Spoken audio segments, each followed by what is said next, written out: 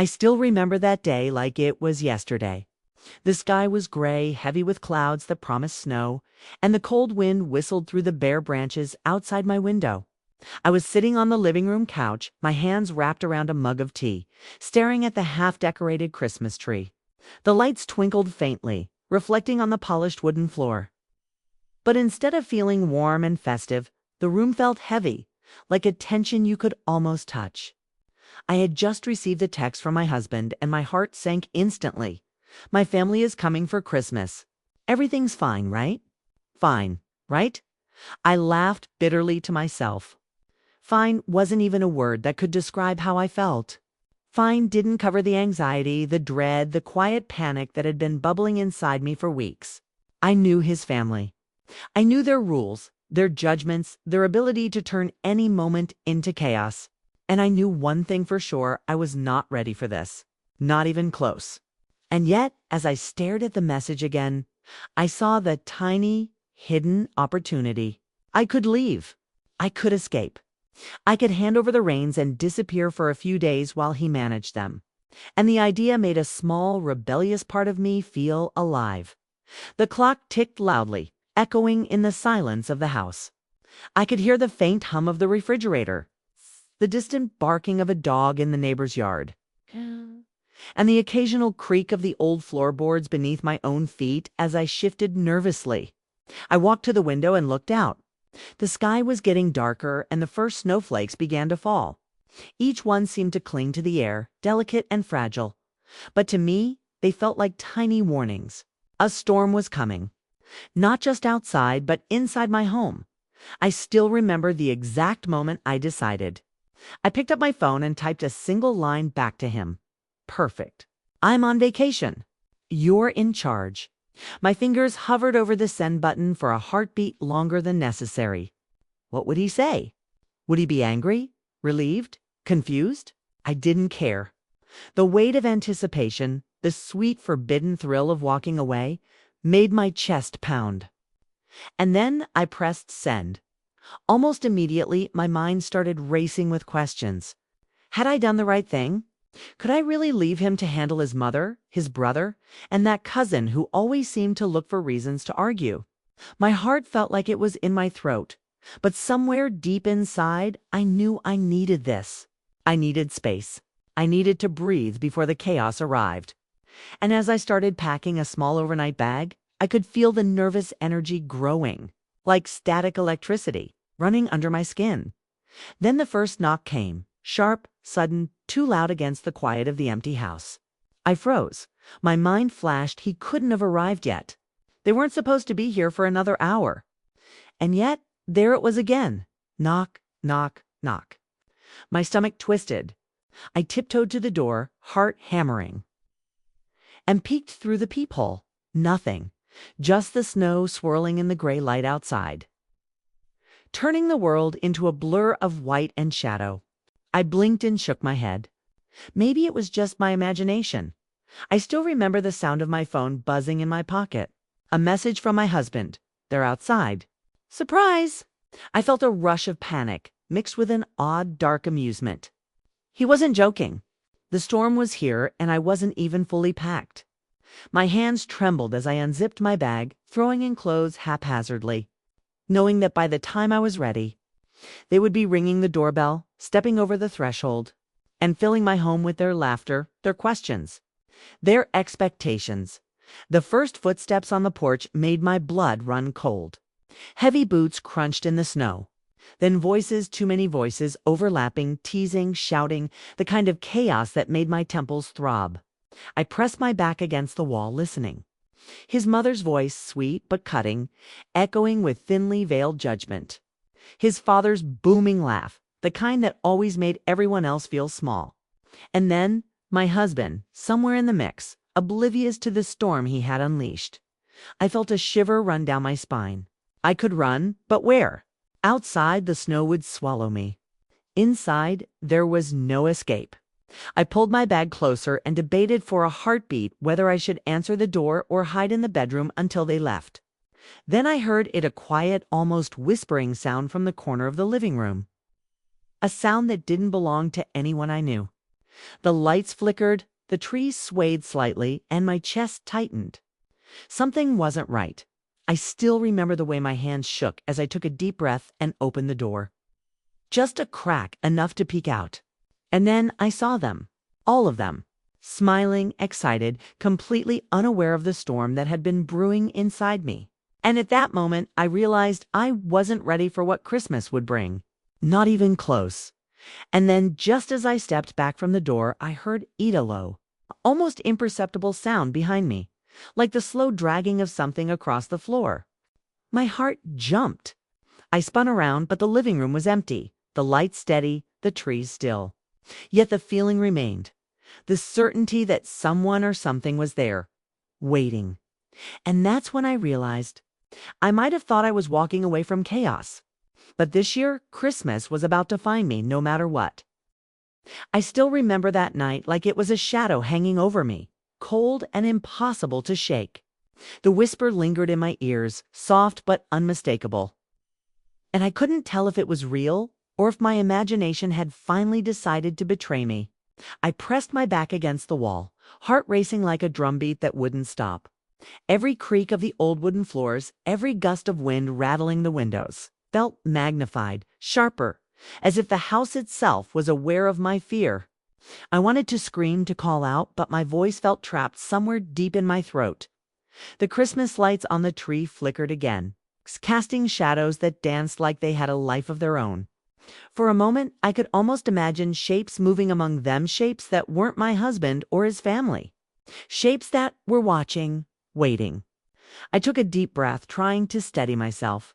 I told myself I was being ridiculous, that the whisper was nothing more than a trick of the wind or the creaking of the house settling in the cold.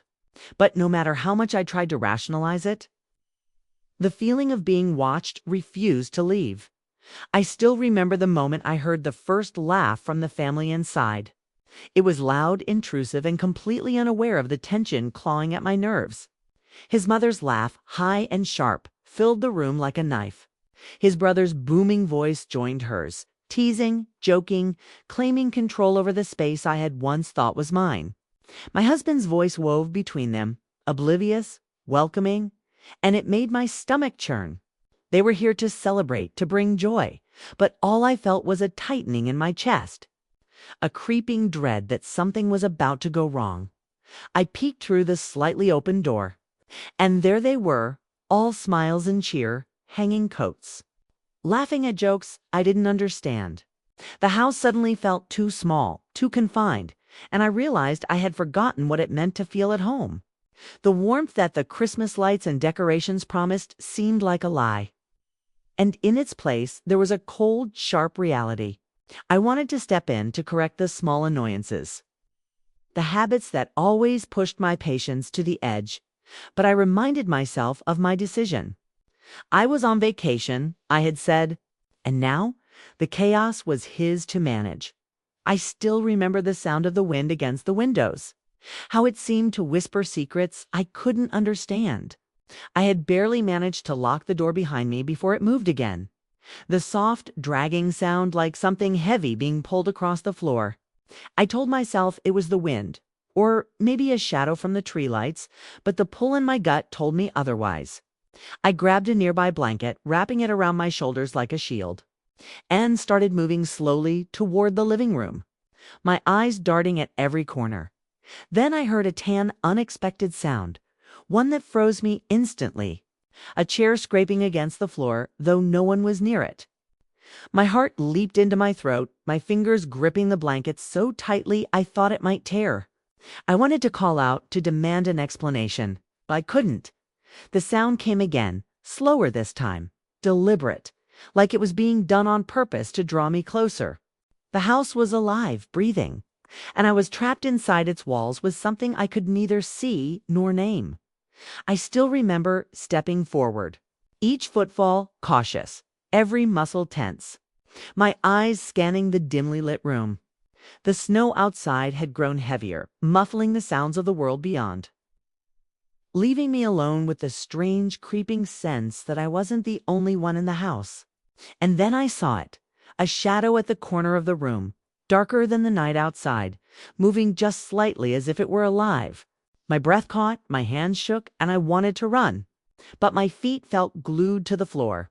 The laughter and chatter of the family inside suddenly felt distant, muted, as if I were separated from them by a thick, invisible wall.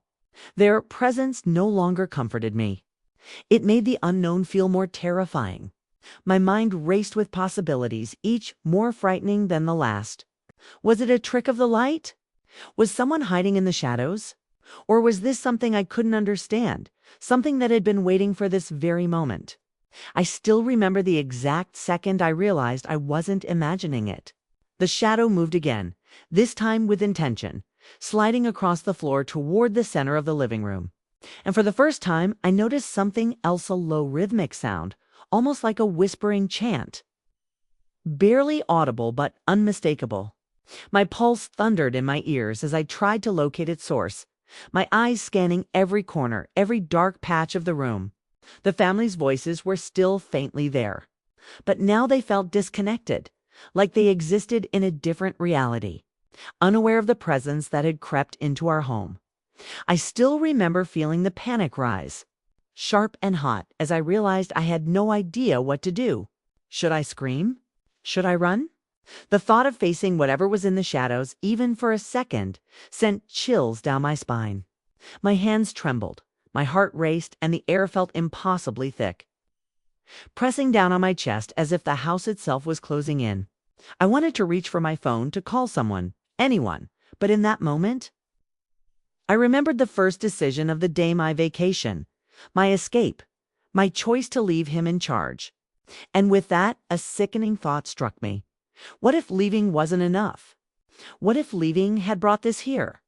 I still remember the sound of the front door opening again. Heavier this time, as if someone or something had entered behind me. The family's chatter came back, closer now, but mixed with a strange undertone, a quiet tension that I couldn't place. I peeked again, heart hammering, and saw my husband smiling awkwardly, trying to control the chaos. Unaware of the presence I could feel pressing in the corners of the room. And then I saw the first clear sign that made my stomach drop. The shadow didn't belong to anyone I knew. It twisted unnaturally, moving against the light, sliding along the walls in ways that a normal human body never could. And just as I realized it, the whisper returned, closer, sharper, more deliberate. You shouldn't have left the door unlocked. My blood ran cold. I froze, unable to move, unable to breathe fully as the shadow seemed to pause, almost as if it was aware I was watching. I wanted to call out, to warn my husband, to do something, anything. But the sound of the wind and snow outside, the low hum of the refrigerator, and the distant chatter from the family became background noise, meaningless against the growing terror inside me. I still remember the way my chest tightened as I inched backward, feeling the wall press against my back. Something was in the house with us, and I knew with a certainty that made my blood run cold it had been waiting. And now it had found me. I still remember that night, the sound of the crash in the kitchen echoing in my ears like a warning that I couldn't ignore. My heart was pounding so hard I could feel it in my throat, in my temples, and every trembling finger as I clutched the blanket around me. The house was silent now, almost unnaturally so, except for the faint shuffle of boots from the family inside. They were still talking, laughing, moving around, completely unaware of what had just happened. Or maybe pretending to be. My stomach twisted in fear and frustration. How could they be so calm? How could they not hear the thing moving in our home? I still remember stepping slowly toward the kitchen, each step careful, deliberate, my eyes scanning every shadow. The snow outside had stopped falling, leaving the world washed in a dim gray light. But inside, the air felt heavy, like it was soaked with tension. The floorboards groaned under my feet, echoing in the quiet house. I could smell the faint scent of pine from the Christmas tree, mixed with the sharp metallic tang of fear. The chair that had scraped across the floor earlier now lay toppled. A small but unmistakable sign that something or someone had been here. I froze for a moment, listening. Nothing. Then I heard it again. That faint whispering sound, soft, almost mocking. You can't leave. Not now. My fingers tightened around the blanket, knuckles white. I wanted to call out to my husband to tell him something was wrong, but my voice refused to obey. I realized with a sickening clarity that I was completely alone in dealing with this presence. He couldn't see it, couldn't hear it. And if I panicked, the family would follow blindly, stepping into danger without knowing it. I still remember the feeling of the kitchen door under my fingertips, cold, smooth, and unyielding. I opened it slowly, careful not to make a sound. The room inside looked normal at first glance. The countertops were clean, the dishes stacked neatly, the little ornaments on the windowsill untouched. But then I saw a single fork lying across the floor, inches away from the cabinet, its reflection catching the light from the window in a way that made it glint like a knife. It hadn't been there before. My heart skipped a beat and I realized the crash had not been caused by accident. Something had moved it. Something had been here. I still remember the sudden slam of the front door, rattling the windows and making the lights flicker. My husband's voice called out, laughing nervously, telling everyone to calm down, that it was probably the wind. But I knew better. I could feel it in the hair on my arms, in the tightness in my chest, in the way the shadows seemed to stretch longer, darker, almost alive. Something had followed me into the house. And now it was waiting. I tried to focus, tried to make sense of the situation. I told myself it had to be a prank, a trick of the mind. But deep down, I knew that the rational explanations were gone. The air in the house had changed. There was a presence I could feel, heavy and patient, moving silently just out of sight. My stomach churned and I felt a wave of nausea as I realized that leaving the house for a vacation hadn't freed me. It had left me vulnerable. And now Christmas was no longer about joy or family. It was about survival. I still remember the first clear movement. Out of the corner of my eye, I saw the shadow flicker across the wall, impossible and unnatural. It moved with purpose, gliding, not walking. My breath caught in my throat. I wanted to scream, but a deeper instinct told me to stay quiet, to let it pass, to observe. My hands shook as I gripped the edge of the counter, nails digging into the wood. Every muscle in my body was coiled, ready to run, to fight, to do anything to escape. Then I heard its soft, deliberate footsteps coming from the hallway. They weren't the usual creaks of the old house. These were heavier, slower, like something large was moving deliberately. I stepped back, heart racing, eyes wide, trying to keep the shadow in my vision. And then I saw it not fully, just a glimpse. A tall, dark figure, featureless, almost liquid in shape, moving toward the living room where the family laughed and chatted, oblivious. I realized with horror that it was heading toward them. I still remember the surge of adrenaline, the fear so sharp it made my skin prickle. I wanted to run to them, to warn them, but every instinct told me to stay hidden, to stay quiet, to watch.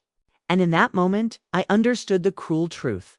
Whatever this was, it had been waiting for a moment like this, waiting for the family to be distracted, for me to leave the safety of my presence, for the perfect opportunity to strike. And then the whisper came again. It's closer this time, almost in my ear. You can't stop it. Not yet. My chest tightened and I stumbled back, nearly falling over a rug. The laughter and chatter from the family sounded distant now, like a memory from another life. I realized I was completely alone in facing this. Alone and terrified. I still remember the last thing I saw before the figure vanished from view. It glided past the Christmas tree, tall and dark, a shadow against the flickering lights. And I could feel its eyes or whatever passed for eyes on me. And then, just like that, it was gone. The room was silent again, the family unaware, the house seemingly normal. But I knew better. I knew it hadn't left. I still remember that night like it was carved into my mind, every detail sharp and unforgiving. The whisper had faded, but its warning lingered like a cold fog in the air. My husband's voice called again from the living room, this time sharper, more insistent. Are you okay?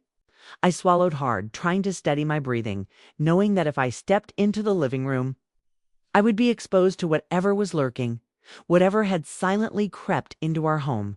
The house felt different now, heavier, darker, every corner filled with a quiet menace I could almost touch. The family's laughter and chatter continued, oblivious to the danger that had passed so close to them. I still remember the way it made my stomach twist, a mix of frustration, fear, and helplessness. I wanted to scream at them to stop moving, to listen, to notice, but I knew that in doing so, I'd draw the shadow's attention to me. So I stayed hidden in the hallway, my hands gripping the blanket around my shoulders, my eyes darting at every flicker of light and shadow. Every creak of the floorboards felt amplified. Every distant sound of the wind tapping against the windows seemed like a signal that something was approaching.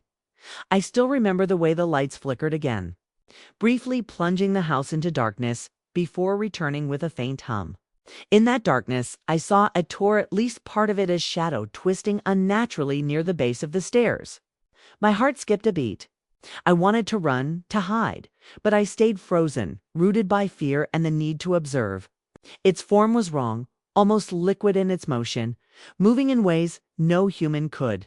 I realized with a shiver that it had learned to blend, to wait, to manipulate the space around it, and that my presence alone had not stopped it. I still remember hearing the faint dragging sound again, this time from the direction of the kitchen. Slowly, deliberately, it moved across the floor closer to the living room. I pressed myself against the wall, willing myself to be invisible, my chest tight with fear. My mind raced. Should I try to warn them? Should I step into the room? But I knew with absolute certainty that I couldn't risk it. This presence, whatever it was smarter than I had imagined. And any rash movement might trigger its full attention. Then I heard the voice. Not my husband's, not any of the family's, a low, chilling whisper, soft but clear, sliding through the hallway like smoke. She cannot leave. Not yet. My blood ran cold. The voice was not human, yet it carried intelligence, a deliberate malice that made my skin crawl. I wanted to run, to hide, to escape into the snowy night outside, but the thought of leaving the family unprotected froze me. And in that instant, I understood something I hadn't before. This thing was here for all of us. I still remember taking a small, careful step forward, my eyes never leaving the shadow as it shifted near the corner of the living room. The family's laughter sounded distant, distorted, like it belonged to another world. My husband, oblivious, waved a hand and called out a cheerful greeting, not knowing what was inches away from him. Panic surged, sharp and hot, and I felt the urge to rush forward to pull him out of the room. But the shadow moved suddenly, faster than I could react. A blur of darkness that made my stomach drop. I still remember the sound of the family's chairs scraping as they reacted to a sudden noise. Something falling in the hallway behind them. I wanted to explain, to say, it's not us. It's here, but the words caught in my throat. My hands shook violently and my vision blurred with fear. The shadow now seemed to be spreading, moving along the walls, along the edges of the furniture, as if claiming the space, asserting dominance. And then, in the corner of my eye, I saw the faintest outline of a figure standing just beyond the Christmas tree, watching, waiting. I still remember the sharp, cold realization that the family's presence, their joy and obliviousness, made them vulnerable. And yet, I couldn't step forward, not without exposing myself. My heart pounded. My breath came in short, shallow gasps, and the house seemed to shrink around me.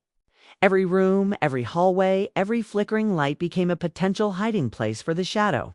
Every sound, my husband's laugh, the scraping of a chair, the low hum of the refrigerator, became amplified.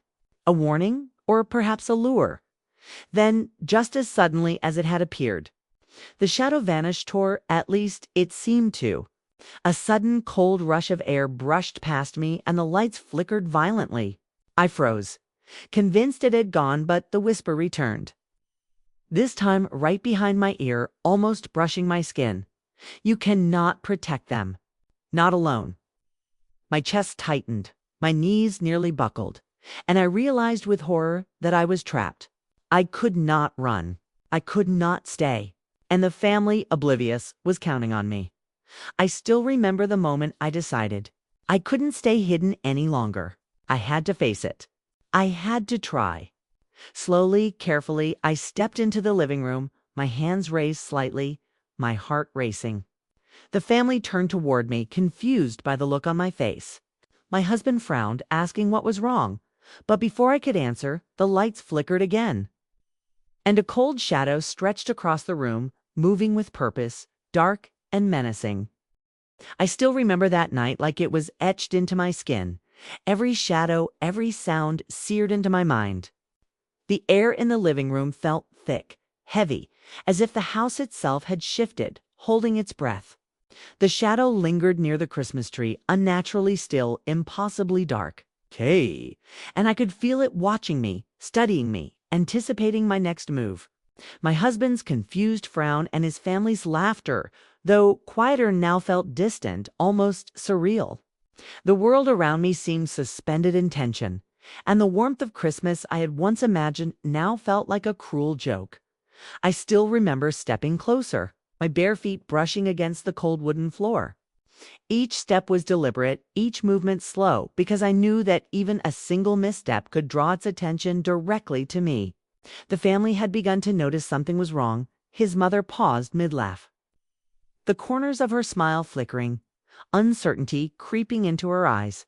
His brother's voice lowered, cautious now, but still oblivious to the invisible presence that loomed over us.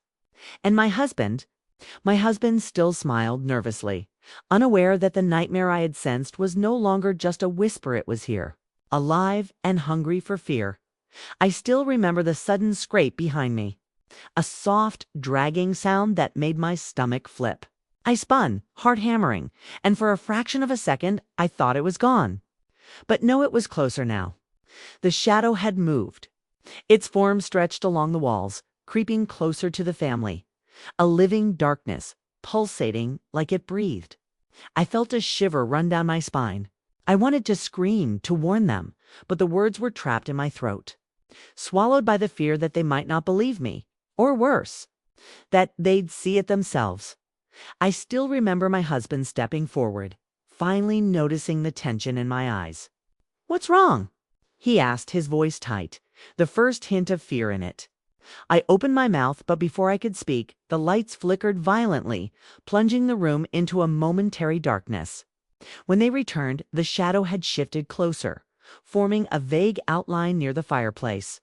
It didn't look human, it didn't look like anything I had ever seen, but it moved with purpose. Deliberate, as if testing the room, testing me. Measuring our fear, I still remember the sensation of cold creeping through the house, like ice spreading through the walls, reaching into our bones. The family began to murmur, uneasy now. His mother clutched her shawl, frowning at the corners of the room. His brother stepped closer to her, protective yet confused. I realized then that my decision to leave, to escape for a few hours, had not spared me from chaos. It had invited something else entirely. Something that didn't care about Christmas, about family, about joy. It only cared about control. I still remember the moment I heard the whisper again, this time louder, more confident, almost a command. "She cannot protect them." My chest tightened, and I felt panic rise like a wave threatening to drown me. I realized with horror that the family's presence, once comforting, now made them targets. Every laugh, every careless step, every whispered conversation was being observed by this presence. And in that moment, I understood that staying hidden would not protect them. I had to act. I still remember taking a deep breath, forcing my hands to stop shaking. I had to confront it, to face whatever it was. Slowly, I moved toward the shadow, feeling the floorboards creak beneath me. Each sound amplified, echoing in the tense silence. The shadow shifted again, retreating just enough to let me approach, almost inviting me into the unknown. My husband looked at me, eyes wide, not understanding the terror in my face. And I felt the weight of responsibility press down like a physical force. I could not fail, not tonight. I still remember the first moment of contact. The shadow didn't react like a normal creature. It didn't scream, it didn't attack. Instead, it seemed to study me, stretching and contorting in ways that made my stomach churn. And then, in a voice that was not human, not even fully audible, it whispered, "You cannot save them. But you may try." I felt my knees weaken, a cold sweat running down my back. Every instinct screamed at me to run, to hide, to escape. But I knew the family's fate rested on my courage. I still remember the sudden movement, the shadow lunging toward the fireplace, its form splitting in two, stretching along the floor and walls simultaneously. The family screamed then, startled by this sudden crash of ornaments and furniture being disturbed. My husband finally understood, his face pale, panic rising in his voice as he shouted, "What the hell is going on?" I could barely breathe, the sound of my own heartbeat deafening in my ears. As I realized that the presence was now fully aware of us, I still remember the terrifying clarity. That struck me. I was no longer just an observer. I was the one it was targeting. Every instinct, every motion, every breath I took was being watched. I knew I had to draw it away to protect them, even if it meant risking everything. My mind raced, searching for a plan, any plan, as the shadow stretched closer. Dark tendrils reaching toward us, curling along the furniture, coiling like living smoke. I still remember that night, the darkness pressing down so heavily that it felt like the walls themselves were closing in. The lights had gone out completely, leaving only the faint gray of the snowy sky leaking through the windows. The family's screams echoed in the room, sharp and chaotic, their fear tangible. My hands shook uncontrollably. The blanket I had clutched, now useless, tangling around my arms as if even fabric could betray me. I realized with a jolt that hiding had failed. The presence was here, fully awake, fully aware. And the house had become its domain. I still remember trying to stay calm, taking a slow, trembling breath, reminding myself that panicking wouldn't help. But the moment I opened my mouth to call out, I heard it a soft, deliberate whisper right behind me. Cold against my ear. "You cannot protect them. Not unless you face me." My chest tightened, every nerve screaming, but I knew the whisper was true. If I didn't act, the family wouldn't survive this night. The thought of my husband, his mother, his brother, completely unaware of the danger, made a hot surge of fear twist through me. I had to act. I still remember stepping forward cautiously, each footfall loud in the oppressive silence. The shadow had grown, stretching along the walls, curling like smoke in every direction. Its tendrils, dark and shifting, seemed to reach for the family, testing them, sensing their fear. My husband tried to gather everyone, whispering reassurances. But his voice was swallowed by the room, weak against the darkness that pulsed around us. I realized then that I was alone in my understanding of what was happening. No one else could see it, no one else could feel it, but I could. I still remember the first move I made.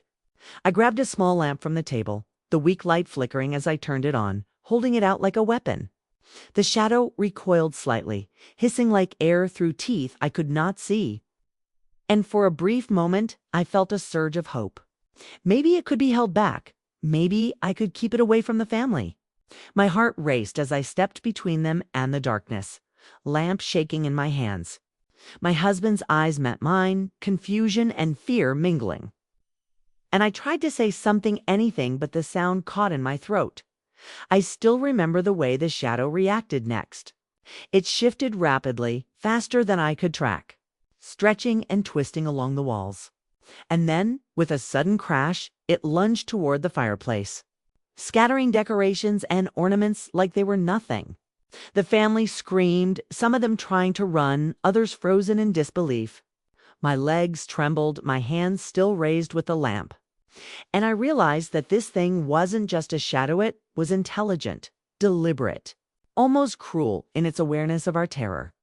I still remember feeling the panic rise, sharp and suffocating.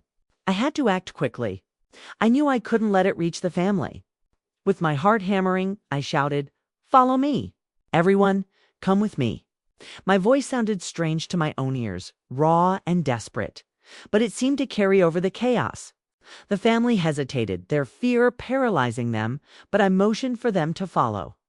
Slowly, shakily, they moved toward the hallway where I had first seen the shadow lurking. I could feel its presence behind us, tense and patient, waiting for me to make a mistake. I still remember the moment we reached the hallway. I turned to face the shadow, trying to keep the lamp between us, trying to make it hesitate. But it didn't. Instead, it seemed to consider me, twisting and pulsing as if assessing my courage, my fear, my determination. And then, in a whisper that made my blood run cold, it said, "You cannot run. You cannot hide. You will face me." My stomach dropped, and I realized with horror that whatever I was doing, whatever I planned, the presence was guiding the events, controlling the space. I still remember the first physical touch. One of its tendrils, dark and almost liquid, lashed out and brushed against the wall next to my arm. The chill it carried seeped through my clothes, through my skin, straight into my bones. I shivered violently, but I held my ground. I couldn't falter, not now. My eyes darted to the family. Their faces pale, eyes wide, mouths open in silent screams. I felt the weight of responsibility crushing me, knowing that their survival rested entirely on my courage and wit. I still remember taking a deep breath, trying to steady my trembling hands. I had to find a way to distract it, to draw it away from them, to protect them at all costs. I could feel the cold tendrils moving closer, probing, testing my resolve. And I knew that the next move could determine everything. My heart pounded. My pulse drummed in my ears, and a single thought consumed me. I had to be braver than I had ever been. I still remember that night, the feeling of pure terror crawling over me like ice against my skin. The shadow surged forward, faster than anything I could track with my eyes, and I barely had time to raise the lamp in front of me. Its darkness stretched across the hallway, curling like smoke, pulsating as if it had a heartbeat. The family screamed in unison, panic rising to a fever pitch. My husband shouted something, a mixture of disbelief and fear, but his words barely registered. The presence was all I could feel, all I could see, all I could think about. I still remember the moment I realized there was no time to hesitate. The shadow's tendrils whipped toward the family, reaching for them with intent, probing for fear, testing their reactions. I knew then that hiding or freezing would cost us everything. With a scream that came from deep inside, I thrust the lamp forward, a weak circle of light against the consuming darkness. For a heartbeat, the shadow recoiled slightly, hissing through the air like steam escaping from a kettle, and I felt a surge of hope. Maybe we had a chance if only I could act fast enough. I still remember shouting at my husband, trying to force him to listen, to understand the danger we faced. "Get them out. All of you, move now." My voice was raw, desperate, shaking with fear.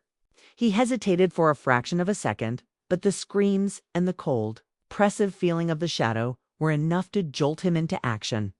He grabbed his mother's arm, guiding her toward the hallway, while his brother ushered the cousin and others behind him. I moved backward, holding the lamp out, keeping the shadow at bay as they slowly retreated. Every second felt like an eternity. I still remember the first real attack. The shadow lunged toward me, tendrils stretching with unnatural speed, brushing against my arm and sending a jolt of freezing pain through my body. I screamed, staggering back, and the lamp slipped from my hands, clattering to the floor. Sparks of light flickered across the room as it hit, and the shadow recoiled for a fraction of a second.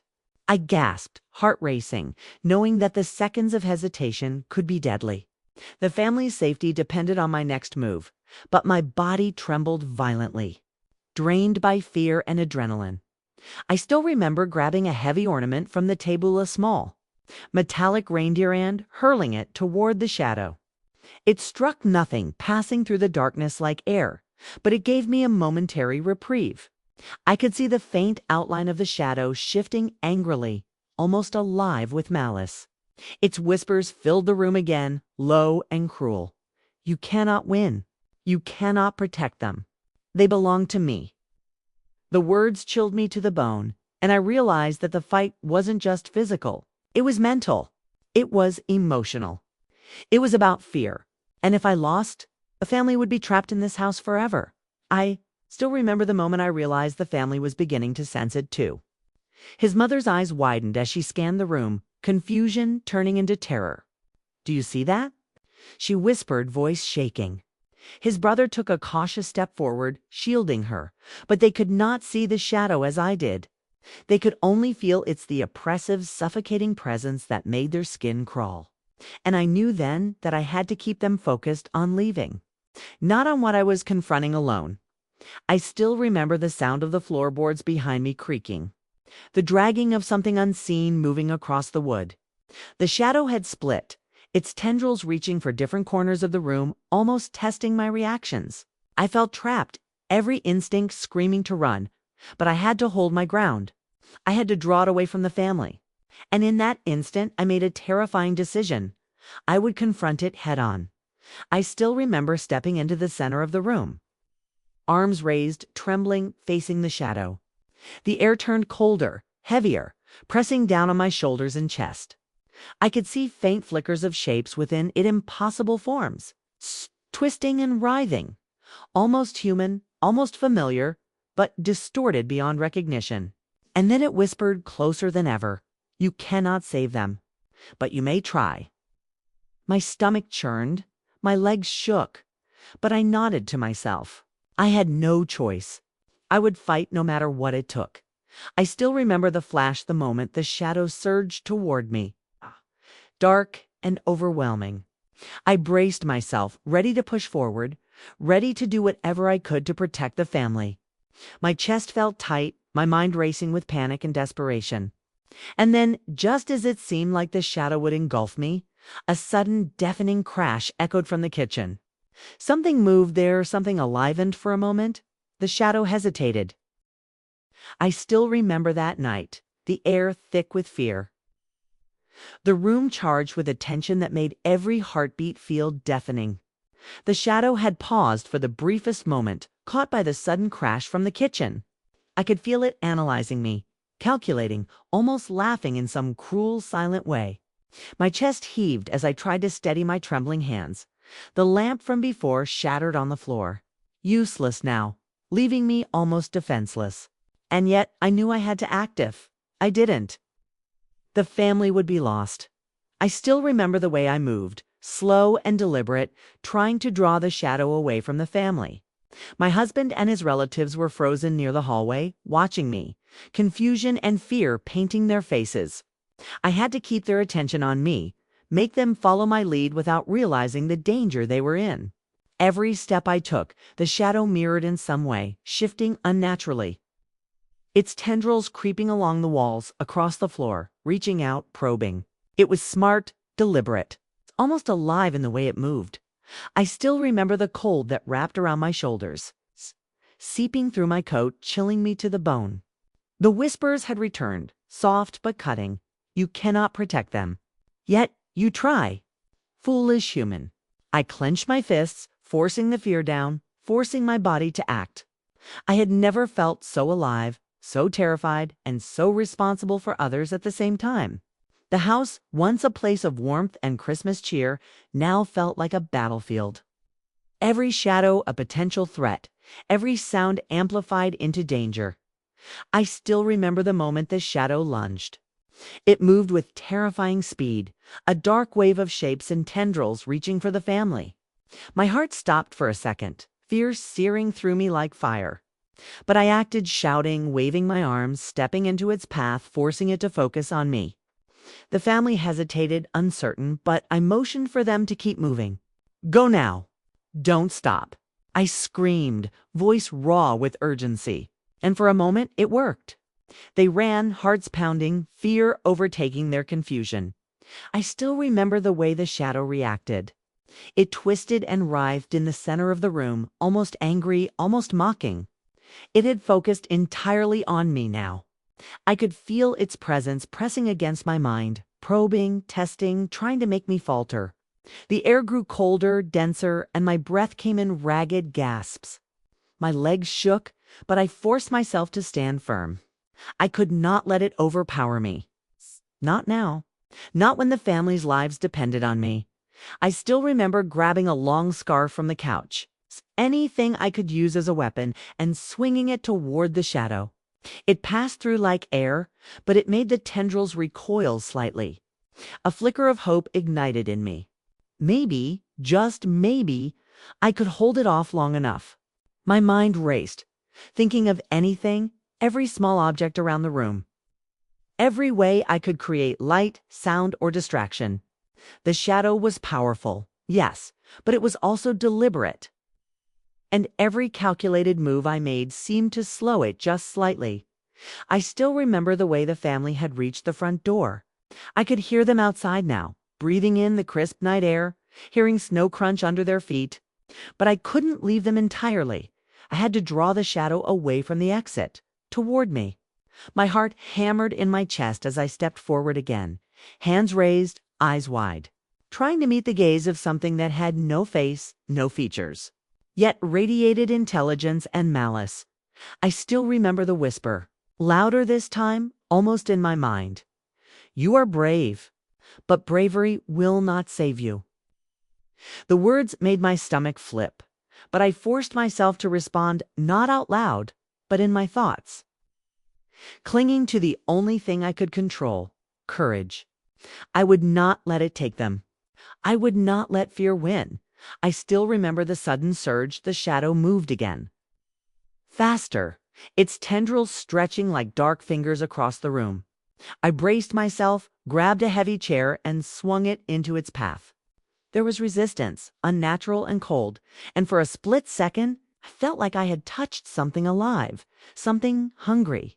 My heart pounded, adrenaline pumping. As I realized that the fight was far from over, I still remember that night. The silence after the shadows, sudden pause, feeling heavier than the storm outside. The house no longer felt like a home. It had become a prison, every corner concealing danger, every shadow a threat. I was shaking, exhausted, and my chest burned from adrenaline and fear. Yet I couldn't allow myself to falter. The family was outside now, shivering in the cold snow, but I could still feel the presence inside.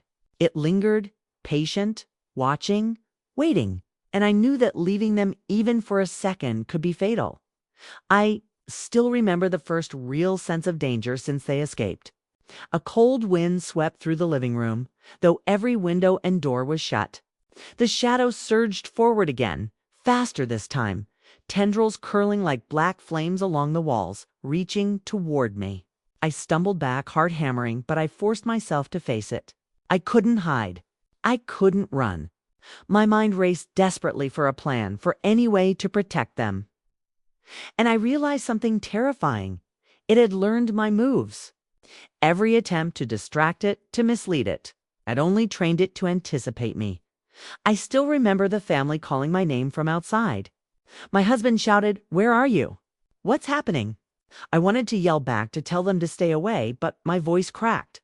I was trapped between protecting them and facing the presence alone. Panic surged, but I pushed it down. I had no choice. I had to act. And I had to act now. I still remember grabbing the heaviest object I could find it. Metal candlestick and holding it in front of me. The shadow recoiled slightly, almost aware of my defiance, and I felt a strange flicker of hope. Maybe this small act could give me an advantage. The room felt colder with every breath, shadows stretching and twisting unnaturally around me, but I forced my legs to move forward. I had to keep the shadow focused on me, away from the family. I still remember the whisper, closer than ever, curling around my mind. "You cannot save them, but you may survive." I grit my teeth, forcing myself to answer silently, "I will survive, and I will protect them." My hands shook violently, sweat and cold mixing as the shadow surged again. This time, it didn't just lash toward MIT split, a dark, impossible mass moving across the room, trying to flank me, to surround me. Every instinct screamed to flee, but I stood my ground, planting my feet, refusing to let it corner me. I still remember the sound of shattering glass as a nearby ornament fell from the tree, its crash deafening in the oppressive silence. The shadow hissed, almost human in its frustration. And I saw tendrils stretch toward it, probing, testing, trying to gauge my reaction. I lunged forward with the candlestick, swinging at one of the tendrils. My hands hit nothing but air. Yet I felt a strange resistance, as if I had struck something tangible. The shadow recoiled again, and for a moment, I glimpsed its shape not fully, just enough to know that it was alive in a way I had never imagined, almost sentient, almost mocking me. I still remember realizing how close I had come to losing everything. The family's voices outside calling my name gave me the strength to continue. I had to hold on. I had to keep this shadow away, and I had to survive. My mind raced through every possible escape, every distraction I could create, but nothing seemed sufficient. And yet, I refused to give up. I had to fight. I had to be braver than I had ever been in my life. I still remember the final moment before the shadow lunged fully. I raised the candlestick high, my hands trembling, and prepared to meet it head-on. The air thickened, cold pressing into my lungs, and the whispers swirled around me like icy tendrils. And then everything seemed to slow. The shadow froze mid-lunge, pulsating, as if assessing me, testing my courage. My heart pounded so loudly I thought it might burst. I still remember that night, the cold pressing against my skin, the darkness curling like living smoke around me. The shadow had stopped for just a moment, pulsating, stretching toward me and retreating at the same time, like it was testing me, calculating whether I was worth its full attention. Every nerve in my body screamed, every heartbeat thundered in my ears.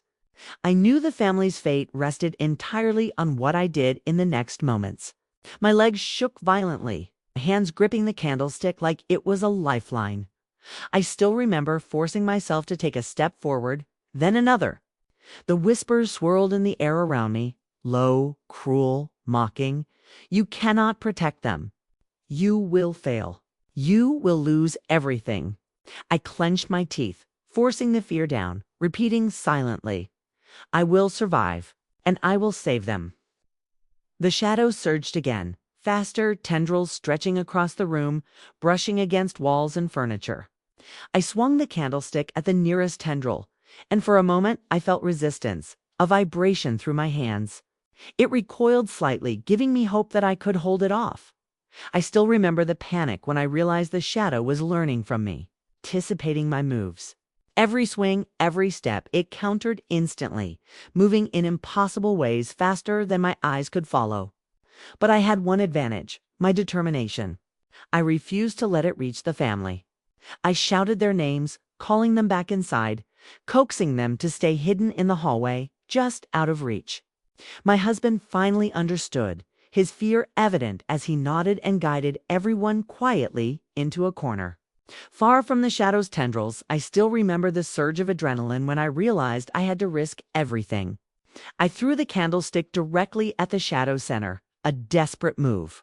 It passed through, yet the impact sent a ripple across the darkness. I saw a flicker, a small break in its form, and I took the opportunity. I lunged toward it, shouting, forcing my presence into the open. The shadow recoiled, twisting violently, hissing in frustration. I could feel its awareness focusing entirely on me. But at least the family was safe for now. I still remember the tension, the pure terror that clawed at my mind as the shadow surged for one final attack. Its form expanded, tendrils stretching like dark rivers, and I braced myself, every muscle tense, heart pounding so hard it felt like it might explode. Then I remembered the words it had whispered, "You may survive." Survival alone wasn't enough. I had to fight for them. With every ounce of courage, I stood my ground, meeting its presence head-on. I still remember the final clash. I pushed forward, forcing my energy and fear into one bold act. The shadow shrieked, a soundless cry that seemed to shake the walls, and recoiled, splintering slightly. I didn't stop. I pressed on, drawing it into a corner, toward a narrow space where it could not move freely.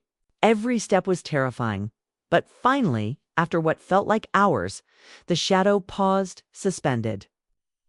Unable to advance further, I still remember the silence that followed. The oppressive darkness had receded, withdrawing into the corners of the room. I stood trembling, soaked with sweat, every limb shaking from fear and exhaustion. The family slowly emerged from their hiding spot, eyes wide, voices trembling. My husband ran to me, embracing me tightly, his relief palpable. We had survived. The presence had not taken them, but I knew it hadn't gone. It had retreated, waiting, but for now, we were alive. I still remember looking around the room.